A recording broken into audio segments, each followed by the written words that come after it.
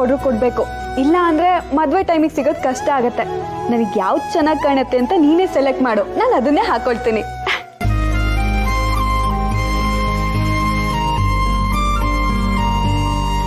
ಇದು ನೋಡು.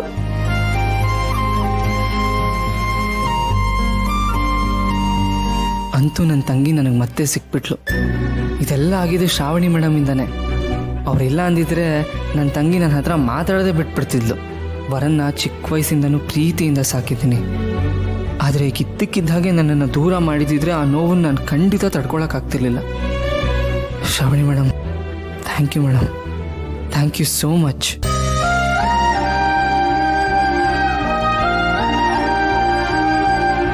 ಅಣ್ಣ, ಏನ್ ಯೋಚನೆ ಮಾಡ್ತಿದ್ಯಾ? ಯಾವ್ದಾದ್ರು ಒಂದ್ ಡ್ರೆಸ್ನ ಸೆಲೆಕ್ಟ್ ಮಾಡು. ನಾನು ಬೊಟಿಕ್ ಅವ್ರ ಹತ್ರ ಮಾತಾಡಿದ್ದೀನಿ, ಅವರು ಬೇಗ ಸೆಲೆಕ್ಟ್ ಮಾಡು ಅಂತ ಹೇಳಿದ್ದಾರೆ.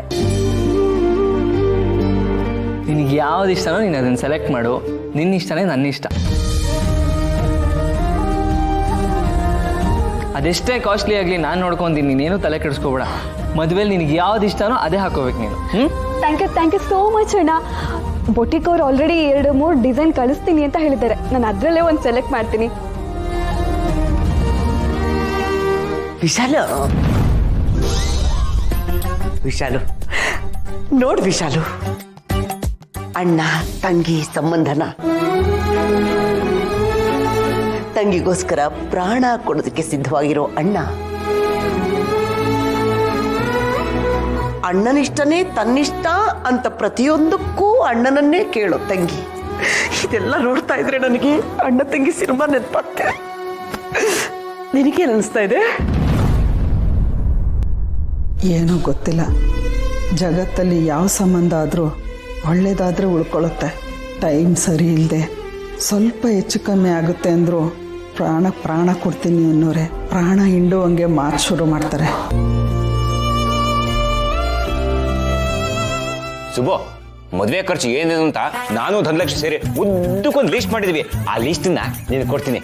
ನೀನು ದುಡ್ಡು ಹಂಚ್ಕೊಳ್ಳೋದಕ್ಕೆ ಈಸಿ ಆಗಲಿ ಅಂತ.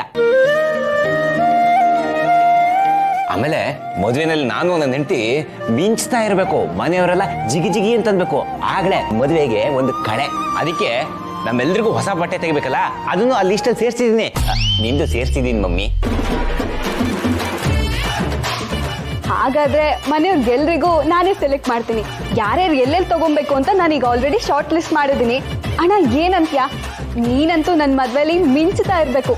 ಬರು ಅಣ್ಣ ಹೀರೋ ತರ ಕಾಣಿಸ್ತೇನೆ ಅಂತ ಮಾತಾಡ್ತಿರ್ಬೇಕು. ಅಪ್ಪ ಯಾಕಿಂತ ನಿರ್ಧಾರ ಮಾಡಿದ್ದಾರೆ? ಅದು ಇದ್ಕಿದ ಹಾಗೆ ನನಗೆ ಮದುವೆ ಮಾಡಬೇಕು ಅಂದ್ಕೊಂಡಿದ್ದಾರೇನೋ ಸರಿ. ಹಾಗಂತ ಯಾರ್ಯಾರ ಜೊತೆನೂ ಮದುವೆ ಫಿಕ್ಸ್ ಮಾಡಿದ್ರೆ ನಾನಂದು ಒಪ್ಪಲ್ಲ.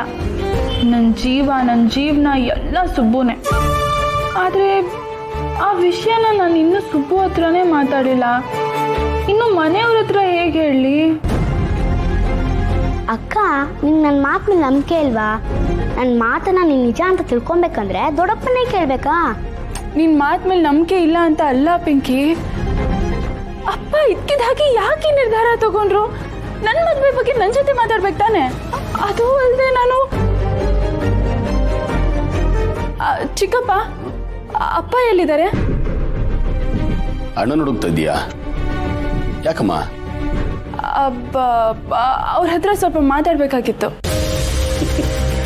ನೀನು ಅಣ್ಣನ ಹತ್ರ ಮಾತಾಡ್ತೀಯಾ? ಏನಂತ? ಯಾವ ವಿಷಯದ ಬಗ್ಗೆ? ಅದು ನಾನು ಅಪ್ಪನ ಹತ್ರನೇ ಮಾತಾಡ್ತೀನಿ. ಅಣ್ಣ ಮೇಲೆ ಕಾರಿಡಾರಲ್ಲಿ ವಾಕ್ ಮಾಡ್ತಿದ್ದ. ಅದೇನೋ ಪಾರ್ಟಿ ಪ್ರೆಸಿಡೆಂಟ್ರಿಗೆ ಫೋನ್ ಮಾಡಬೇಕು ಅಂತಿದ್ದ. ಮೋಸ್ಟ್ಲಿ ಮಾಡಿರ್ತಾನೆ. ಅವನ ಮಾತು ಮುಗಿಯೋದು ನಿನಗೆ ಗೊತ್ತಲ್ಲ, ಲೇಟ್ ಆಗುತ್ತೆ. ಒಂದು ಕೆಲಸ ಮಾಡು, ಈಗ ನೀನೋಗಿ ಮಲ್ಕೋ, ಬೆಳಗ್ಗೆ ಮಾತಾಡೋದಾಯ್ತು. ಇಲ್ಲ ಚಿಕ್ಕಪ್ಪ, ನಾನು ತುಂಬಾ ಮುಖ್ಯವಾದ ವಿಷಯ ಮಾತಾಡಬೇಕು. ಹೇಳದ್ನಲ್ಲ ಪುಟ್ಟ, ಅವನು ಪಾರ್ಟಿ ಪ್ರೆಸಿಡೆಂಟ್ ಜೊತೆ ಮಾತಾಡ್ತಿರ್ತಾನೆ. ಈ ಟೈಮಲ್ಲಿ ನೀನು ಅಲ್ಲಿ ಹೋಗೋದು ಸರಿನಾ? ಶ್ರಾವಣಿ ಅಕ್ಕ, ಇಲ್ಲ ದೊಡ್ಡಪ್ಪನ ಕೋಪ ಬರುತ್ತೆ. ಅದಕ್ಕೆ ಒಂದು ಕೆಲಸ ಮಾಡು, ಈಗ ನೀನು ಮಲ್ಕೋ, ಅದೇನು ಮಾತಾಡ್ಬೇಕೋ ಬೆಳಗ್ಗೆ ಮಾತಾಡೋದಾಯ್ತು. ಸರಿ ಚಿಕ್ಕಪ್ಪ, ನಾಳೆನೆ ಮಾತಾಡ್ತೀನಿ. ಚಿಕ್ಕಪ್ಪ, ಅಪ್ಪ ಎಲ್ಲಿದ್ದಾರೆ ಅಂದ್ರಿ? ಮೇಲೆ ಕಾರಿಡಾರಲ್ಲಿ. ನೀನಲ್ಲಿ ಹೋಗ್ಬೇಡ ಮತ್ತೆ.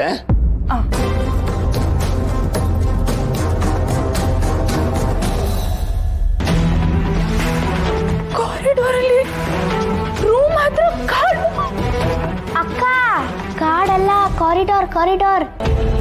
ಅದೇ ಪಿಂಕಿ, ಕಾರ್ಡ್ ರೂಮ್. ಅಯ್ಯಯ್ಯೋ, ಅಲ್ಲಿ ಗ್ರೀಟಿಂಗ್ ಕಾರ್ಡ್ ಇತ್ತು. ಅಪ್ಪ ಏನಾದ್ರು ಅದನ್ನ ನೋಡಿದ್ರೆ. ಚೆನ್ನಾಗಿ ಹೇಳ್ದೆ ನೀನು. ಕೇಳಿದ್ರು ಅಷ್ಟೇ, ಕೇಳದೆ ಇದ್ರು ಅಷ್ಟೇ. ಮಿನಿಸ್ಟ್ರು ಮನೆಯವರು ಮಾಡದೇ ಇರ್ತಾರ? ಮದುವೆ ಧಾಮ್ ಧೂಮ್ ಅಂತ ಆಗುತ್ತೆ. ನೀನು ತಲೆ ಕೆಡ್ಸ್ಕೊಬೇಡ ಅಕ್ಕ. ನಾನು ಆ ಒಡವೆ ಬಗ್ಗೆ ಏನೂ ಮಾತಾಡಲೇ ಇಲ್ಲ. ಹುಡುಗಿಗೆ ಎಷ್ಟು ಒಡವೆ ಹಾಕ್ತಾರೋ ಏನೋ. ಮೈ ತುಂಬ ಒಡವೆ ಹಾಕ್ತಾರೆ, ಕೈ ತುಂಬ ಕೊಟ್ಟು ಮನೆ ತುಂಬಿಸ್ಕೊಡ್ತಾರೆ. ಮಿನಿಸ್ಟ್ರು ಮಗಳೇ ಈ ಮನೆನ ನಮ್ಮ ಮನೆ ಅಂದಿದ್ದಾಳೆ. ಆ ಅರ್ಥದಲ್ಲಿ ನಾವು ಮಾಡ್ತಿರೋದು ಮಿನಿಸ್ಟ್ರು ಮನೆ ಸಂಬಂಧ. ಅವ್ರನ್ನ ಅದು ಕೊಡಿ ಇದು ಕೊಡಿ ಅಂತ ನಾವೇನು ಕೇಳೋದು ಬೇಡ. ಮೊದಲು ಮದುವೆ ಆಗಲಿ, ಆಮೇಲೆ ಆ ಮಿನಿಸ್ಟ್ರು ಹೆಸರು ಹೇಳ್ಕೊಂಡೆ 3 ತಲೆಮಾರ್ಗಾಗೋಷ್ಟು ಮಾಡ್ಕೋಬೋದಕ್ಕ. ಅದನ್ನ ನಾನು ನಿನ್ಗೆ ಹೇಳ್ಕೊಡ್ತೀನಿ, ನೀನೇನು ಯೋಚನೆ ಮಾಡಬೇಡ. ಯಜಮಾನ್ರ ಮನೆ ಅಂದರೆ ನಮಗೆ ದೇವಸ್ಥಾನ ಸಮಾನ. ಯಜಮಾನ್ರು ನಮಗೆ ದೇವರಿದ್ದ ಹಾಗೆ. ದೇವಸ್ಥಾನದಲ್ಲಿ ದೇವರ ಆಶೀರ್ವಾದಕ್ಕೆ, ದೇವ್ರ ಪ್ರಸಾದಕ್ಕೆ ಕೈ ಚಾಚಬೇಕೇ ಹೊರತು ಆ ಉಂಡಿಯಲ್ಲಿರೋ ಕಾಸು ನಮಗೆ ಸಿಕ್ಕಬೇಕು ಅಂತ ಆಸೆ ಪಡೋದು ತಪ್ಪು.